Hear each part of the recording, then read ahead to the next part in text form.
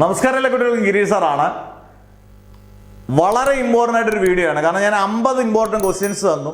അന്നേരം നിങ്ങൾ പറയാം അതിൻ്റെ ആൻസേഴ്സ് തന്നില്ലല്ലോ. ആൻസേഴ്സ് തന്നിട്ടുണ്ട്, നിങ്ങൾ നോക്കിയാൽ മതി. ഓരോ ചാപ്റ്ററും motion in a straight line, motion in a plane, units and measurements, laws of motion എല്ലാം നമ്മളൊരു ആദ്യത്തെ 8 ചാപ്റ്റർ, ഗ്രാവിറ്റേഷൻ, സോളിഡ്സ്, ഇത്രയും ചാപ്റ്ററിന് അകത്ത് 50 ക്വസ്റ്റ്യൻസിനകത്ത് ആൻസേഴ്സ് ഉണ്ട്.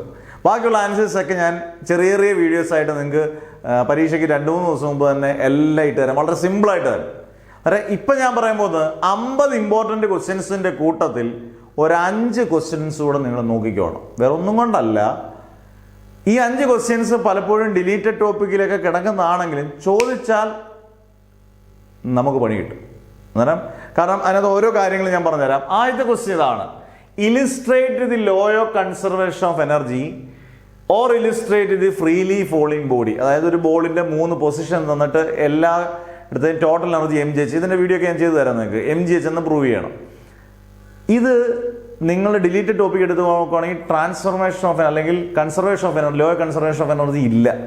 പക്ഷേ അവർക്ക് വേണമെങ്കിൽ ഒരു പഴുതടച്ച് പറയാം, ഇലിസ്ട്രേറ്റ് എന്ന് പറഞ്ഞാൽ പ്രൂഫ് വിത്ത് ആൻ എക്സാമ്പിൾ. ഒരു എക്സാമ്പിൾ വെച്ച് പ്രൂവ് ചെയ്യാൻ പറയുന്നത് ആണ്. അത് ലോ കൺസർവേഷൻ നിങ്ങൾ പഠിക്കേണ്ട, അതിൻ്റെ എക്സാമ്പിൾ പഠിക്കാന്ന് പറഞ്ഞാൽ ഈ ക്വസ്റ്റ്യൻ ചോദിക്കുകയാണെങ്കിൽ 5 മാർക്കിൻ്റെ ക്വസ്റ്റ്യൻ വളരെ കാര്യമായിട്ട് പഠിക്കാനുള്ളതാണ്.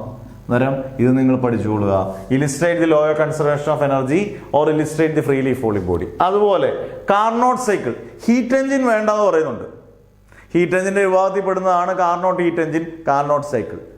എന്നാലും നമുക്കൊരു പരീക്ഷണത്തിനുള്ള സമയം ഇല്ലാത്തതുകൊണ്ടാണ് കാർനോട്ട് സൈക്കിൾ ഡയഗ്രം വരച്ച് ഒഴിക്കുക. എക്സ്പ്ലെയിൻ ദി പ്രോസസ്, മറ്റേ isothermal expansion, adiabatic expansion, isothermal compression, adiabatic compression, ഇത് കൃത്യമായിട്ട് പഠിച്ചുള്ളത്. പിന്നെ ഒരു സാധ്യതയില്ലാത്ത ക്വസ്റ്റ്യൻ ആയിട്ട് വരുന്നതാണ് സാധാരണ ഇലാസ്റ്റിക് കൊളീഷൻ. നമുക്ക് ഈ പറഞ്ഞ പോലെ ഇനിയൊരു പരീക്ഷണത്തിന് നമുക്ക് മുതിരാൻ പറ്റാത്തതുകൊണ്ട് ഇലാസ്റ്റിക് കൊളീഷൻ 1 ഡയമെൻഷനും ഇലാസ്റ്റിക് കൊളീഷൻ ഇൻ 2 ഡയമെൻഷൻ പഠിച്ചോളുക. അതിൻ്റെ ഡെറിവേഷൻ സിമ്പിൾ ഡെറിവേഷൻ ആണ്, പക്ഷെ കുറച്ച് ശ്രദ്ധിച്ച് പഠിക്കാനുള്ളതാണ്. പിന്നെ വളരെ സിമ്പിളായിട്ടൊരു ക്വസ്റ്റ്യൻ ആണ് graphical representation of energy with position. Kinetic എനർജിയും പൊട്ടൻഷ്യൽ എനർജിയും ടോട്ടൽ എനർജിയും കാണിക്കുന്ന ഗ്രാഫിക്കൽ റെപ്രസെൻറ്റേഷൻ. അത് ആ ഗ്രാഫ് വൃത്തിയായിട്ട് വരച്ചാൽ മാത്രം മതി. 2 മാർക്കിൻ്റെ ക്വസ്റ്റ്യൻ ആണ്. പിന്നെ ഡിറൈവ് ക്യാപ്പിലാരിറ്റി ഞാൻ 50 ക്വസ്റ്റ്യൻ തന്നിട്ടില്ലെന്ന് തോന്നുന്നു, അതുകൊണ്ടാണ് തന്നിട്ടുണ്ടെങ്കിൽ നിങ്ങൾ ക്ഷമിക്കുക. ഡിറൈവ് ക്യാപ്പിലാരിറ്റി, ക്യാപ്പിലറി റൈസ്, അതായത് H=2s cos θ by r rho g എന്ന് പറയുന്നത്. ഇത് ഞാൻ 5 എണ്ണം ഒരു വീഡിയോ ആയിട്ട് ചെയ്ത് നിങ്ങൾക്ക് തരാം. എന്നാൽ പോലും ഈ 50ൻ്റെ കൂട്ടത്തിൽ നിങ്ങൾ ഈ 5 കൂടെ കൂട്ടി 55 ആക്കിയേക്കുക. വേറെ ഒന്നും കൊണ്ടല്ല, പരീക്ഷണങ്ങൾക്ക് മുതിരണ്ട എന്ന് വിചാരിച്ചാൽ, ചിലപ്പോൾ എങ്ങാനും കയറി ചോദിച്ചാൽ നിങ്ങളുടെ 5 മാർക്കും മാഷ് കാരണം പോകണ്ടെന്ന് വിചാരിച്ചാൽ 50 ദിവസം ഉറപ്പായിട്ടും പഠിക്കണം. അതിൻ്റെ കൂടെ ഈ 5 ദിവസം കൊണ്ട് പഠിച്ചിട്ടേ പോകാവൂ.